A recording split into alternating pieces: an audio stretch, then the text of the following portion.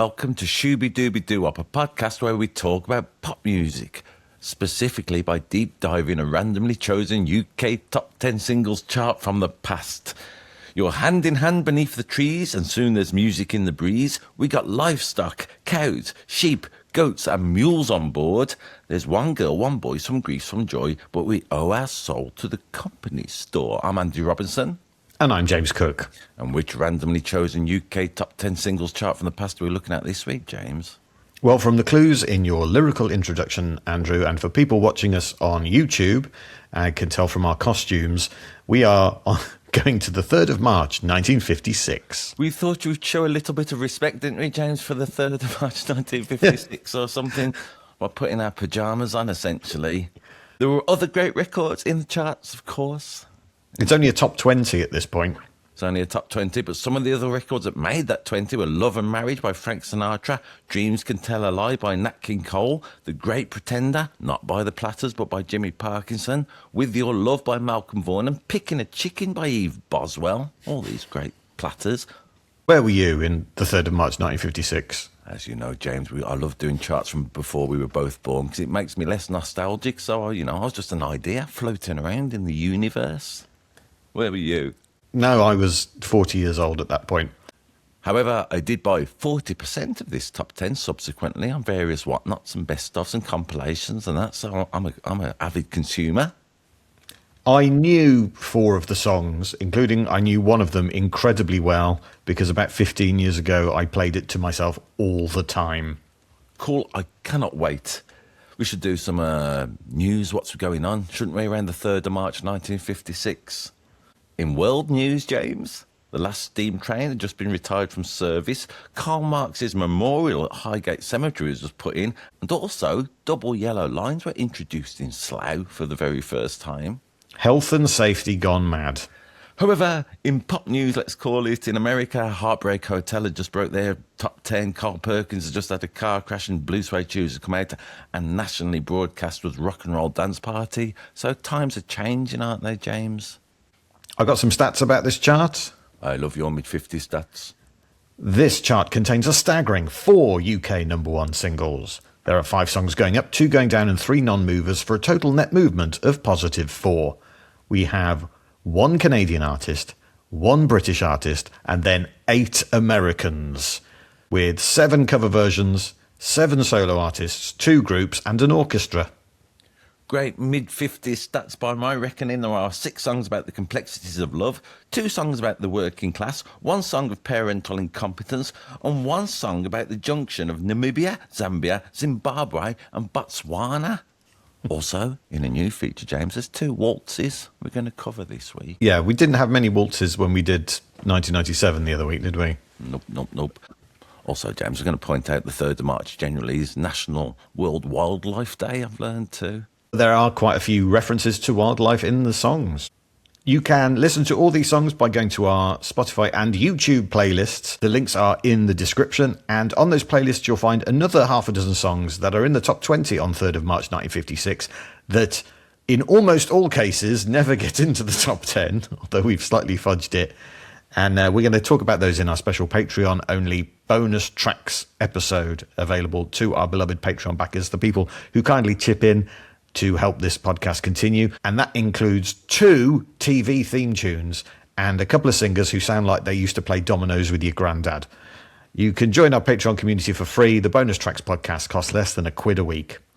As always, we like to give you a little nudge towards the music that we are going to be talking about, because not only does it make this podcast better, also you can hear some great 50 songs. It's put me in a real mood this week, James. I'm delighted.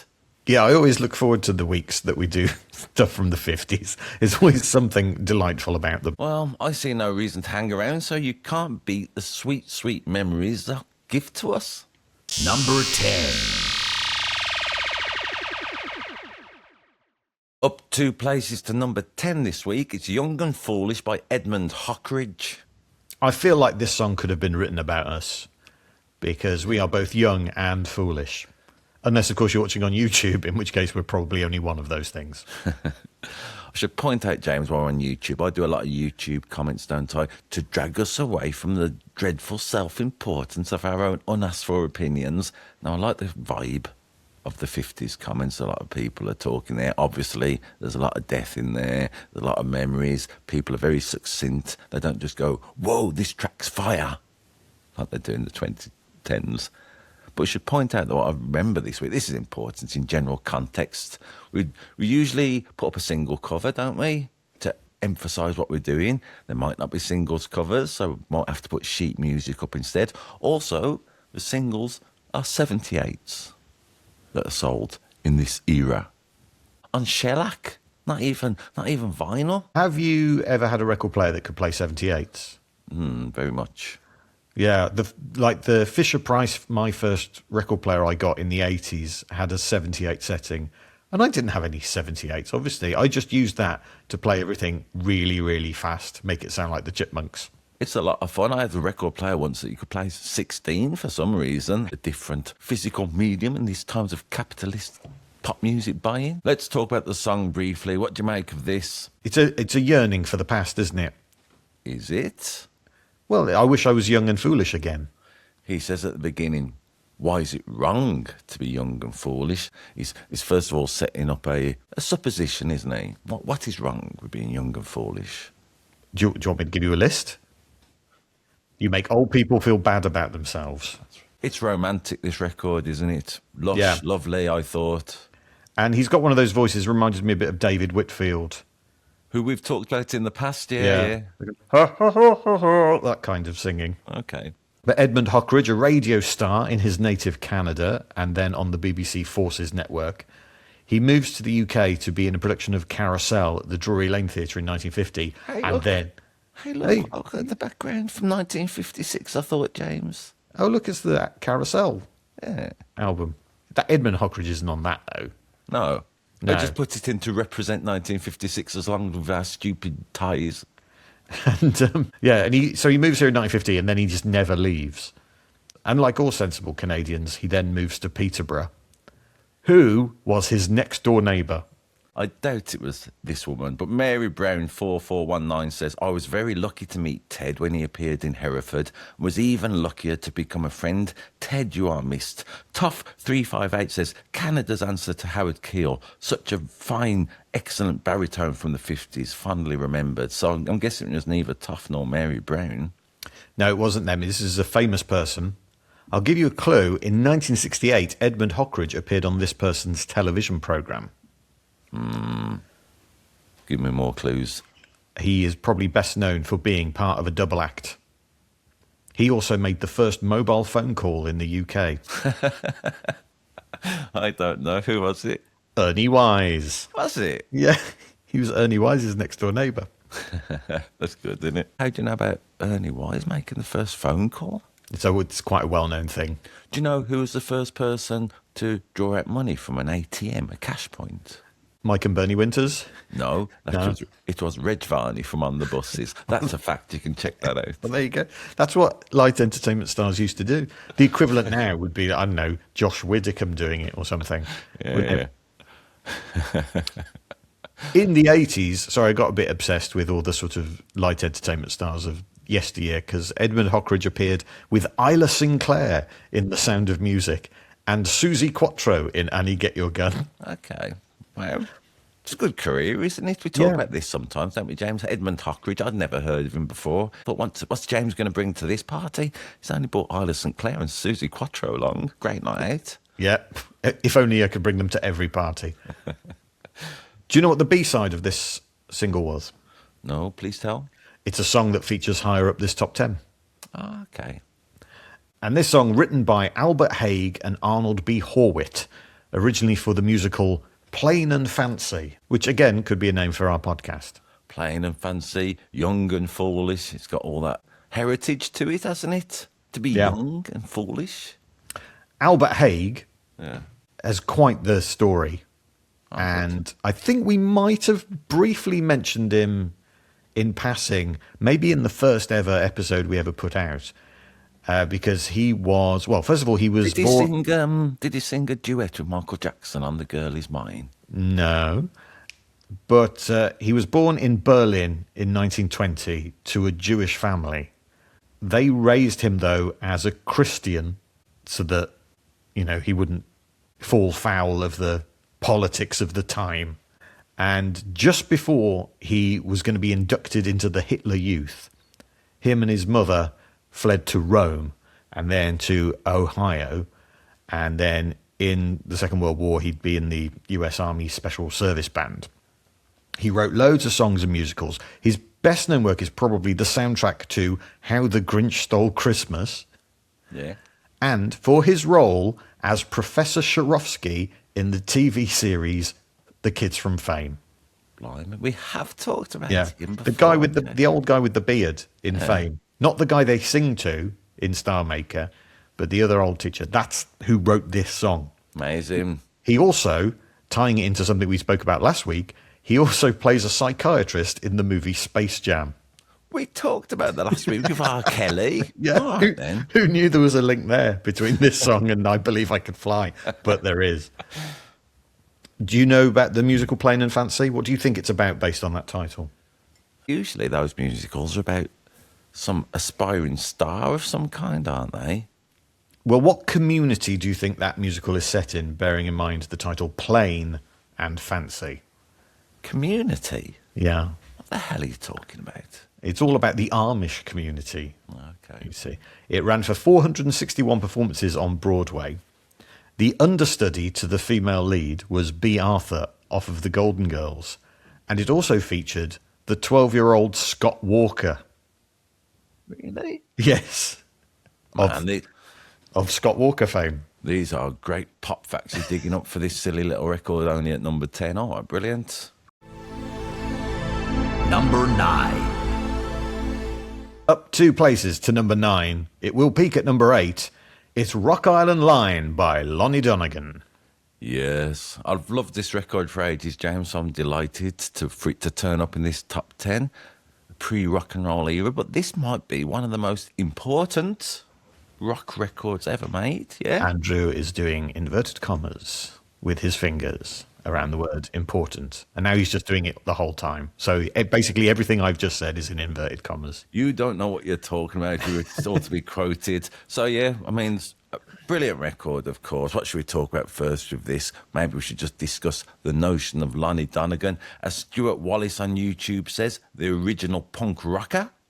What made him the original punk rocker, do you think? I know you didn't say that, some other guy did. I suppose he's talking about the notion, that punk thing of energy, and you can get up there and do it yourself. We only know 3 chords to get on with it and make it yourself. The notion of skiffle, of course, very important for this, wasn't it? Giving loads of some posh boys, also some working class. Who's that I see over the horizon? It's the Beatles. You know, they're all influenced by skiffle and Lonnie Donegan. Nicometti on YouTube says, just learned of Lonnie watching a Leadbelly video wherein George Harrison is quoted as saying, without Leadbelly, there'd be no Lonnie Donegan. With no Lonnie, there'd be no Beatles. HTF, am I just learning this now at the age of 54 years, learning of Lonnie? He was awesome. So Lonnie Donegan and his band. I mean, this is... We can never know, James Conway, because we rarely get a chance to say this, we're too young, aren't we? Too young to be there. Far too young to know anything about this. All the stories about it, of course, skiffle bands and that boom, that explosion, influenced loads of musicians to go and form all these big groups of the 60s and further on, I guess. Because it was the ethos of you don't need a big orchestra to do popular music. You don't even need a proper instrument. You can get a T-chest bass and some washing board where you play your thimbles on it, you know. So the homemade nature of it, I think, is punky. I remember when Lonnie Donegan died about 25 years ago, and the headline was Lonnie Donegan, the king of skiffle, dead.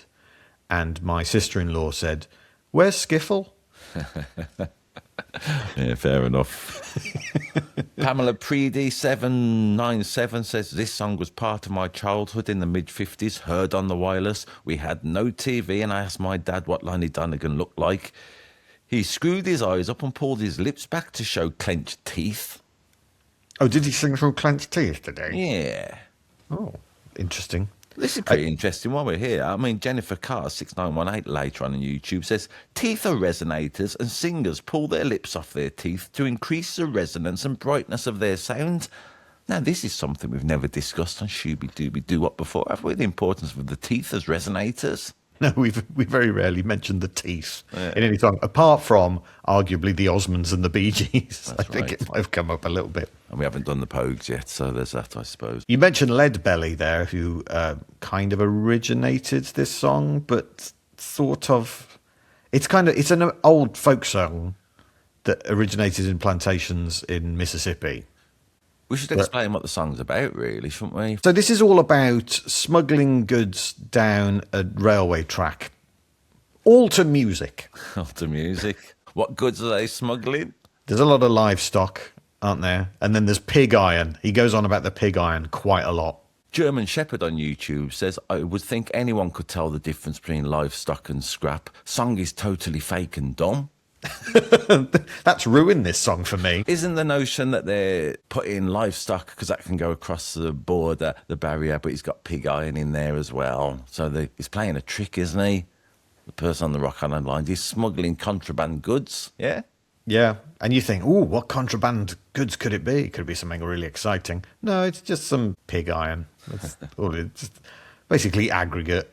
The first audio recording was made by musicologist John Avery Lomax at the Tucker Prison Farm in Arkansas in 1934, featuring Huddy Ledbetter, a.k.a. Leadbelly, who Lomax then got released from prison, and Leadbelly would record his own version 3 years later, and Lonnie Donegan's version is a cover of that. Okay. It's a folk song, though, isn't it? So up for grabs, really.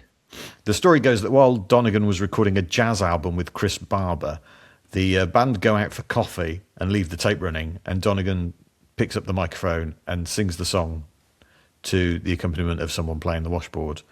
And then the musicians come back and they're like, hey, what was that? That sounds like a hit. But the record company weren't enthusiastic. In fact, Donegan said Decca weren't at all keen. Bloody Decca. They're never keen on anything, are they? They're always turning things down. That's a reference to the Beatles there, okay. Yeah. They thought folk music meant Cornish pasties and maypoles with fa-la-la and a tarulale. So Chris Barber, who we've spoken of before, he's playing double bass on this, and the washboard is being played by Britain's Queen of the Blues, Beryl Bryden. Really? Yep. Well, Chrissy6467, when he watches a video, you can see in our attached list, says, I love how the drummer Pete Appleby is feeling it as the song goes on. So we should mention Pete as well. Scandalously, all the members of the band took a flat session fee for recording this, rather than a royalty on every copy sold. So Lonnie Donegan got 50 quid for doing Rock Island Line, one of the most influential records of all time. I mean, I've seen Lonnie Donegan interviewed. He's a pretty bitter man. Seemed to be anyway. I've seen his son in concert, Pete Donegan, I think. He talks about his father's, let's call it, tyrannical edge that he had to him. So I think Lonnie was a difficult man, but you can't argue with the joy, the excitement, and the inspiration that this record caused. And it's different from everything else in this chart, pretty much. Yeah, it's a rock and roll record, isn't it? I'd say there's one other which is slightly similar, but nothing else gets even close. On the YouTube comments, there were a lot of Americans who was aware of Lonnie Donegan, which I liked. You know, this song was big on Chicago radio in 1960. It is one that certainly shaped my life. The trains coming into Chicago were awesome. Gosh, yes, so was Lonnie Donegan, says 100 Truth. That notion, isn't there, that this very British phenomena, if you like, of skiffle. Of course, it's all American folk music, so some Americans are going to be into it. And this is the beginning of a trend of British people selling Americans their folk music back to them, which is essentially what the British invasion was in the 60s, wasn't it? Yeah. You know, it was the Beatles going, no, we really like American music. This is our version of it, but you guys should listen to it as well. Yeah, I mean, it's just part of musical tradition, isn't it? The early ska, the early blue beat records in Jamaica, they were them attempting to recreate rock and roll. They can't quite do it, but they invented a new form. Lonnie Donegan said, in Britain, we were separated from our folk music tradition centuries ago and were imbued with the idea that music was for the upper classes. You had to be very clever to play music. When I came along with the old 3 chords, people began to think that if I could do it, so could they. It was the reintroduction of the folk music bridge. I mean, it is so simple, isn't it? Like all he's essentially doing. You can see on the video, he's starting off D. That's one of the first chords people learn. He's going.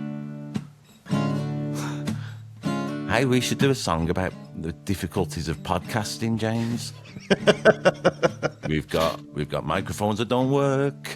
We got audio interfaces that I don't know how to plug in. We've got a camera pointing at us for the very first time in our face. Well, shooby-doo-doo-wop, very bad. Shooby-doo-doo-wop's a very bad podcast. Shooby-doo-doo-wop, a very bad guess if you want. Go on, James. Don't say we're a very bad podcast, Andy. Yeah, so, as I've just demonstrated, poorly, and slagging ourselves off, James. Anyone can do skiffle. You've just proved it. Number 8. Down 3 to number 8. It was a former number 1. It's 16 Tons by Tennessee Ernie Ford. Which does sound like a car dealership, doesn't it? Yeah. But it's not. It's a guy.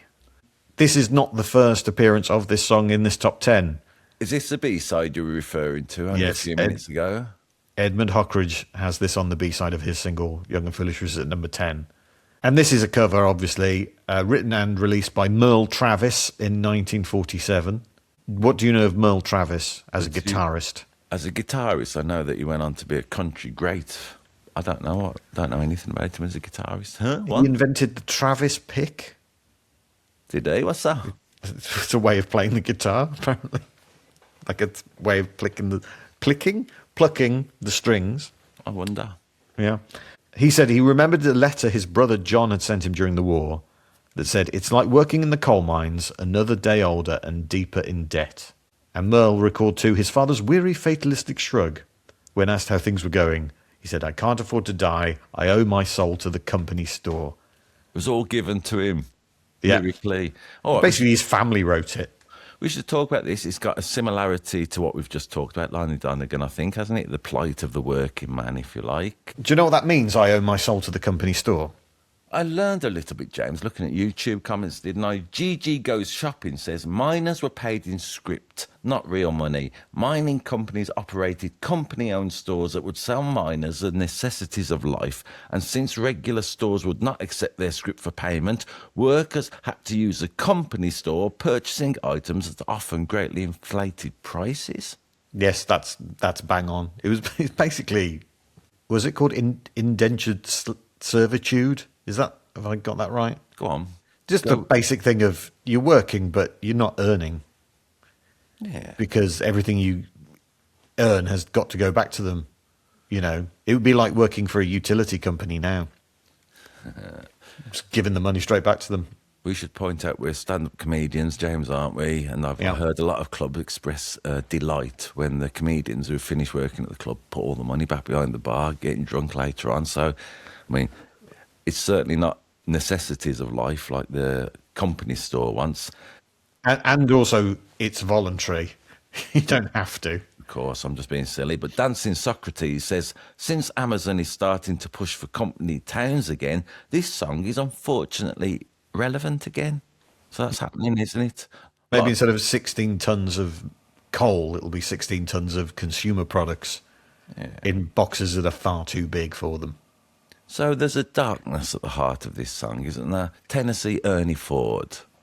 What's his attitude to this, would you say? Is it resigned from the spirit of the music? Is it contemptuous? Is he angry? Is he, I don't know, philosophical? It's got a weird tone to it when you know what the song's about. Yeah, you'd think he'd be more furious. Yeah. And he kind of is at the end, because he starts talking about how he's going to punch you for some reason. What are you having to go at us? If you see me coming, better step aside. A lot of men didn't and a lot of men died. One fist of iron, the other of steel.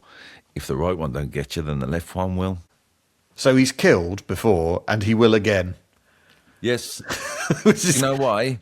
Why? Do you know why I thought this might have the case? He's got a moustache, hasn't he? Now, regular viewers and listeners will know how I feel about a moustache. If you have a moustache, it makes you look a bit of a bastard. Nonetheless, he's crying out to St. Peter, isn't he? Don't call me because I can't go. It's got a great mention of a straw boss in the lyrics, where that was. Do you know what a straw boss is? Tell me. A straw boss is a junior supervisor with some responsibility but little authority. No, we've all had those bosses, haven't we? Yeah, it's a great term, I think. We all know those people, don't we? Deep down in our heart somewhere. So 16 tons Yep. is a reference to a sort of an initiation rite that they used to do to new miners, because they were supposed to do 8 to 10 tons per day. But on Yeah. your first day, you had to try and make 16. That was kind of the initiation. So 16 tons is a reference to that. Oh, really? Like a trick they play on the new people? Yeah, it's like go and get a long stand or a tin of tartan paint. That's right. All right, then. Have you ever had that done to you? No, not really, I have to say. If I did, I'm too stupid to have realised it. I had a temp job once. Yeah. And I had to get something checked, and I took it to my line manager, and they went, "Oh, you need to go down to the basement and see Goose about this." I went, "Goose? Oh yeah, it's this guy downstairs. He'll know what to do. Go and see Goose." So I start walking off to go downstairs to look for this goose, and I go, "Hang on, I'm on a wild goose chase, aren't I? That's what I'm doing." So I go back to my line producer and I go, "Nice try." And he went, "What?" I went, "Wild goose chase." And he went, "No, there's a bloke downstairs nicknamed Goose. Go and speak to him." And there was. I thought I was being scammed, but no, it was just a genuine thing. So musically, it's got that that kind of thing in it. You were 15 tons. 16. Changing it Stop for slacking copyright. off. Changing it for copyright, aren't I, for some reason? It'd be good if we could play the record, wouldn't we? And help publicise Tennessee Ernie Ford in 2026, but he doesn't want it anyway. So it's, it's got that. It's very much hit the road, Jack. It's got that kind of feel to it, but I was digging that. Yeah, it's so cool, this song. Yeah. And it's paired back, and it's got, is it like a clarinet comes in and plays the riff? Do, do, do, do, do, do, do, do. Which is really good. Tennessee Ernie Ford. Why is he called that? Because he's from Tennessee and his name's Ernie Ford. Yep. He was a former first lieutenant in the U.S. Army. Wish I'd asked for some pop points before I answered that. Yeah. They would just go in. I'll give you 16 pop points. And he was a radio presenter as well. He had a record contract with Capitol, and then he didn't record anything. And Capitol were like, "You need to record something." So he went, "Oh, fine." And he recorded this. Is it a slacker? Is that what we're saying? Yeah. Tennessee Ernie Ford. Probably because he'd worked so hard and owed his soul to the company store in the past. And apparently the producer said to him, "What tempo do you want it in?" And Tennessee Ernie Ford just went, "This one." And started snapping his fingers. And then the producer was like, "Oh, we'll leave that in." Wow. So that's Tennessee Ernie Ford keeping the tempo by snapping his fingers. In the first 9 days of release, this sells 400,000 copies. It sells 1 million within the first month, and then another 1 million in the next month. At the time, it was Capitol Records' fastest selling single, bearing in mind they were Frank Sinatra's record label. Yeah. It was an American #1 for 7 weeks and a UK #1 for 4 weeks. I knew this song before I'd even heard it, I think. People really relate to it, don't they? If you go to work and you're a bit unhappy and you feel you're being exploited, which is most of us, isn't it? Yep. And, this song works for you. I think it's going to become incredibly apt in the next few years, definitely. Yeah. Until the revolution, obviously. That'll sort it all out. Merle Travis, for his part, in later years when he sang the song live, would end the song, "I owe my soul to Tennessee Ernie Ford."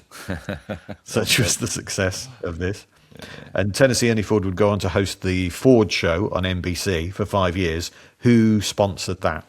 The Ford Show? Yep. Henry Ford? Well, yeah, Ford Motor Company did. And then he has his own daytime variety show. He has 3 stars on the Hollywood Walk of Fame. For different areas of his life, for pop music and acting and radio, TV and music. And setting great records to a tempo that just does that. That's a good job to have in life, isn't it? While they're programming drum machines for 8 weeks. Goes about like this. There are loads of different versions of this song. I know Tom Jones did one. Oh, yeah. I'm quite familiar with. Also, Max Bygraves did a version of it, but he, in a Weird Al Yankovic style, he changed the lyrics. To what? 17 tons, and it was all about how he had a massive wife.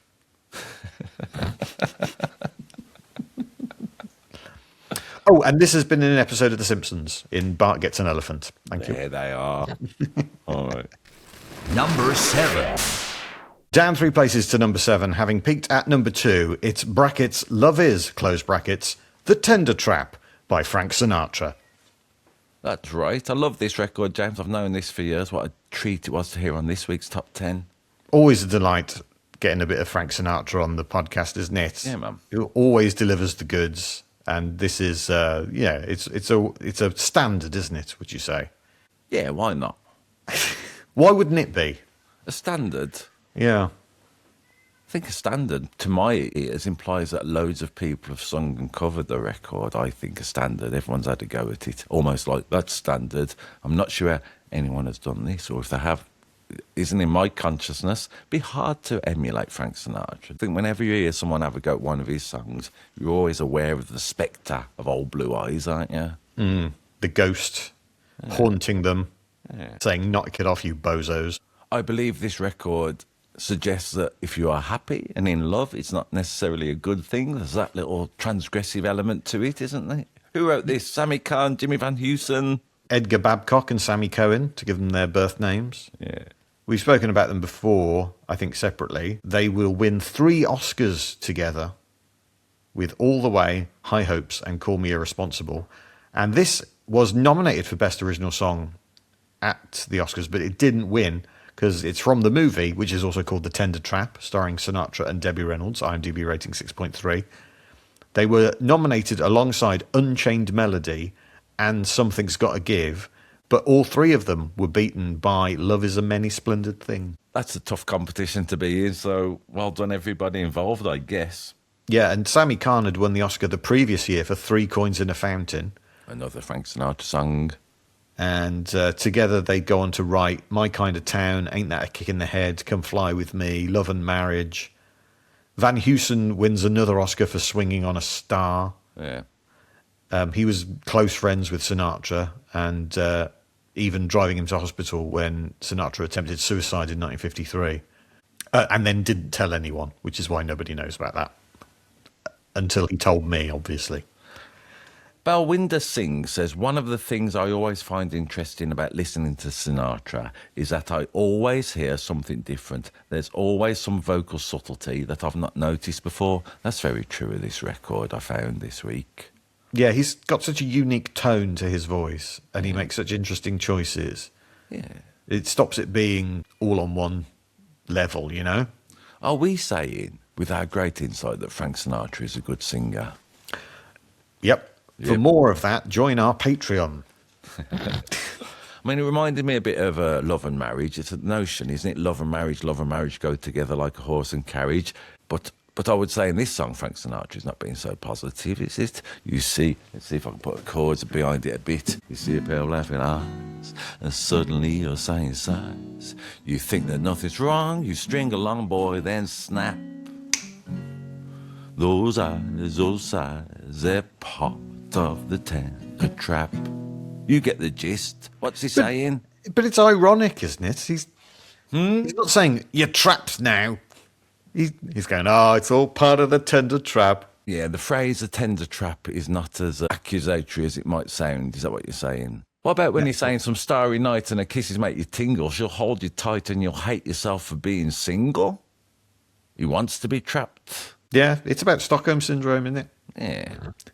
That's what all relationships are. Says it good at the end. The folks are throwing shoes and rice. You hurry to a spot that's just a dot on the map. You wonder how, but it's too late now. You fell in love, and love is a tender trap. When I was a young man, James, because of my psychological difficulties, I used to hear this song as a warning. Oh, okay. Not a kind of, hey, you got married. That's good.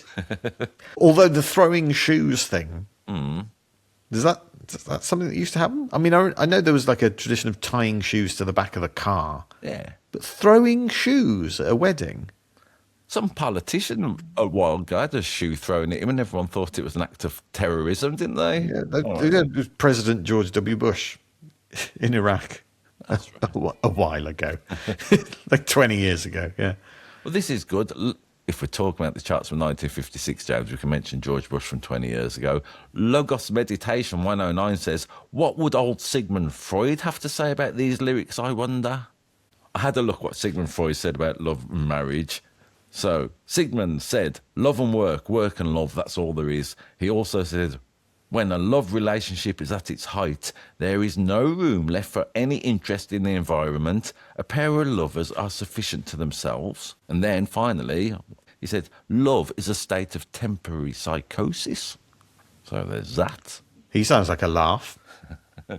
No, he was known for his chucklesome capabilities, Sigmund. Don't bring your mum. Also, he said, we are strong, no one can tell us we're wrong, screaming our hearts for so long, knowing love is a battlefield. Oh, hang on, that's Pat Benatar. That's Pat Benatar, not Sigmund Freud. Apologies. I learned it was in the series Mad Men. Loads of people were there on YouTube because of Mad Men. So, we always like to acknowledge that, James, don't we? Yeah. When some modern culture, again, 20 years old, brings a song back into consciousness, can't be bad. And because of when Mad Men is set, that's not the last time we're going to mention Mad Men during these episodes. Are they the new Simpsons for this week? For this week only. Although we have mentioned the Simpsons. Maybe they're the new Muppets. Well, we're talking about new stuff, James. I had a little look of my occasional feature. You know it. What's Frank Sinatra up to now? I put Frank Sinatra's name into Google and then press news. And would you believe that a 3-foot painting by Frank Sinatra has just been auctioned in Newbury? What, Newbury, UK? Yeah. Do we know what the painting is of? Yes, I've seen it. I'm about to put it up on screen now because that's a new thing we can do since we've gone visual, James. But for the people listening on audio, what does it look like? It looks like a big old mess. It looks like a toddler's, doesn't it? I was thinking this week, James, while being nostalgic, I had the good fortune at Birmingham Repertory Theatre. I saw a play this week, James, called The Battle. And it was about Britpop, if you like. It was about the Blur Oasis scandal, yeah? It wasn't a scandal. Oh, do you know what I mean? Marketing exercise. The marketing exercise, who got to the one first, it was all around that time. Now, occasionally, the Repertory Theatre, they have new plays on for dead cheap, which is why I go, because they're putting them out to the West End. And a few years ago, maybe a year and a half ago, they had a Frank Sinatra musical about telling of his life with his love affair with Ava Gardner. It was very similar to the Britpop one, actually, but just a completely different era, So it made me think a lot that when I went to see the Frank Sinatra musical for cheap, for some reason I'm really pushing the cheap thing. I don't want Patreon in it. I don't want people to think we go spunking into our dodgy play productions, for God's sake. But the audience to the Frank Sinatra one, as you imagine, old, weren't they? It took me quite a long time to get in and out of the theatre. Put it that way. But the Britpop one that I've just seen, that was full of people in the Fred Perrys and, they're all in their early old age, let's say 60, didn't they? They're all dressed up, but in Britpop apparel. And it struck me as very weird seeing both of them, seeing people at the end being nostalgic with a musical that was not accurate, but, took liberties, but was a sense of fun, and Frank Sinatra doing it. So what I'm saying is Oasis and Blur and that story is a new Frank Sinatra Rat Pack nonsense, isn't it? Yeah, so who was Frank Sinatra against then? Because it's Oasis versus Blur. He was against his record company because they were making him, in this play at least, they were making him record dodgy songs about being a paper boy or something. I suppose he was certainly up against people's husbands. And he was Frank Sinatra versus all the other men. Yeah. And he was fighting against being castigated, I suppose, known as a novelty singer. And it was all about his reinvention with Nelson Riddle, who orchestrated this record, we should point out. I mean, whenever Frank Sinatra's about, Nelson Riddle's often not far behind and was always making everything great. I suppose it's just about the culture, of pop music, especially being in the theatre, in this rarefied space. Again, I'm using my fingers to say rarefied. What do you make of this notion, James, when pop culture becomes entertainment for the middle classes? That's what I'm saying. Yeah. Well, it always was, Andy. What? What do you mean it becomes entertainment? What? I'm saying that people who go and see Frank Sinatra and Britpop musicals in a play, in a theatre, it's removed from its context, isn't it? Well, yeah. But you could say the same, the Frankie Valli musical or We Will Rock You is the same. Pop culture will eat itself, Yeah, all right. as the band was nearly called. You know, particularly if something's popular, something's already popular. You know, people talk about IP, don't they?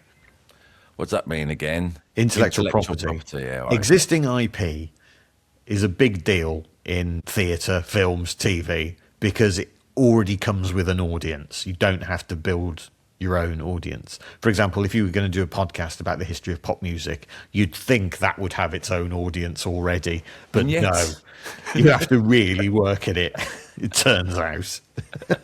We're delighted that you're watching and listening. Thank you so much. All right, then. So you're saying have I gone down a wild goose chase with this? All right, fair enough. Maybe it was just because I was particularly... I was getting annoyed at the theatre, James. I don't know why. Is it because of the people who are at the theatre? Is that Yes. why? And the way they laugh at things for no reason whatsoever. Well, you know that saying, when you're sitting in traffic, you are traffic.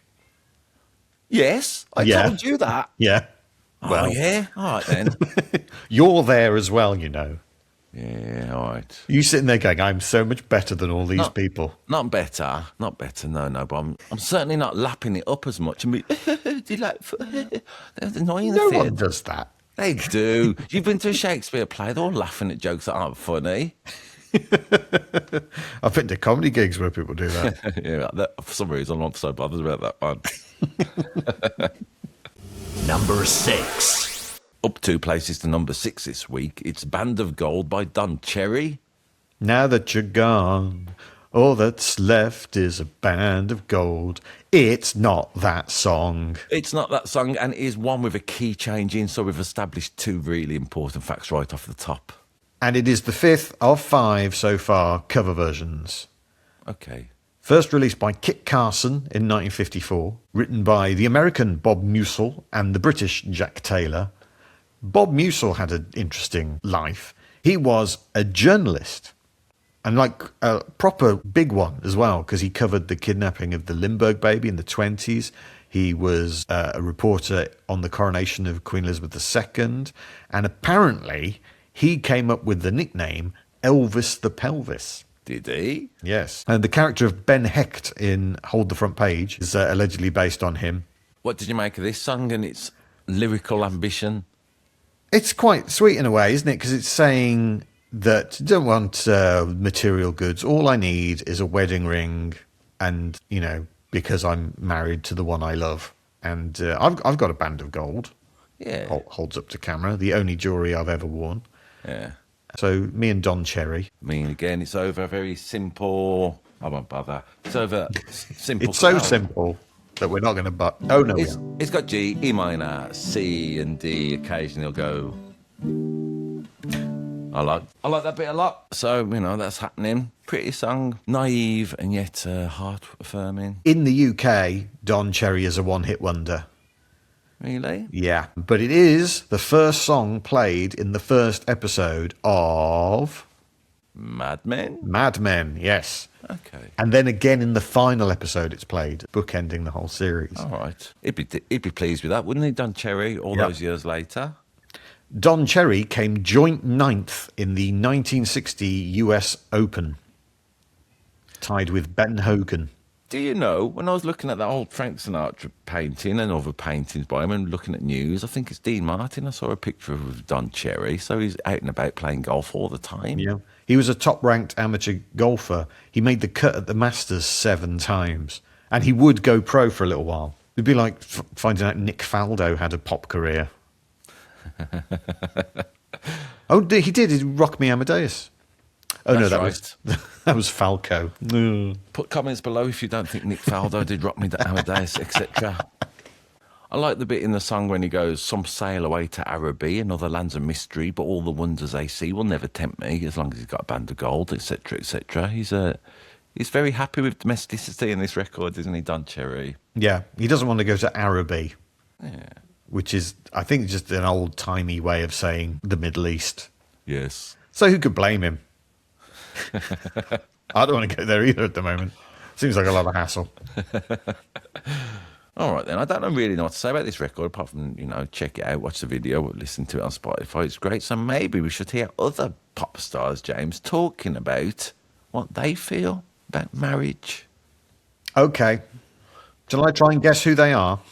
Which pop star said husbands are like fires? They go out when they're left unattended. Oh, it must be someone who's well known for being married a lot. So is it someone like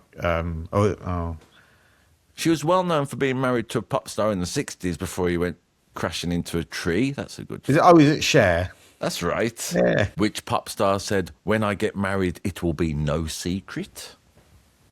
However, the fact that she was very young and he met her when he was abroad in Germany doing service might have been more of a secret, I'm going to say. Priscilla Presley? It was Elvis who said it, but you got it. Oh, okay. Hey, have you seen the new Elvis film? Epic? Yeah. No, I haven't. Oh man, go and see it. It's only £6 for IMAX, James. I went to see.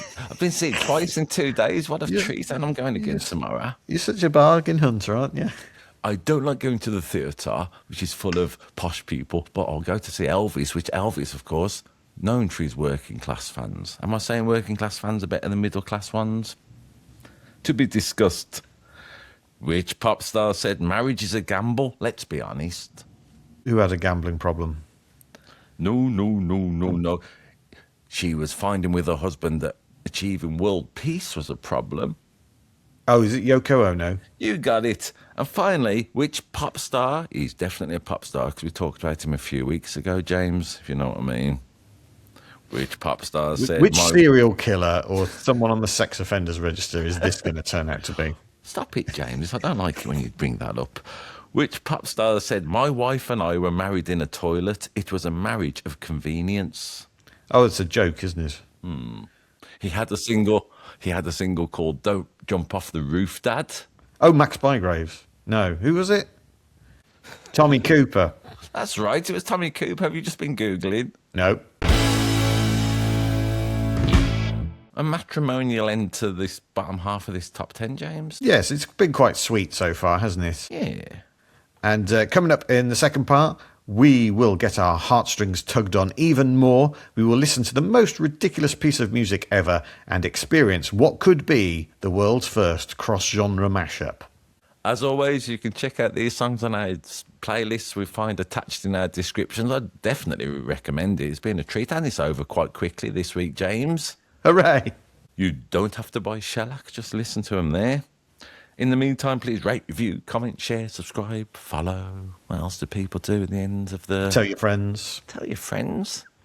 And in the meantime, have a shooby-dooby-doo up. Bop bop shoe up.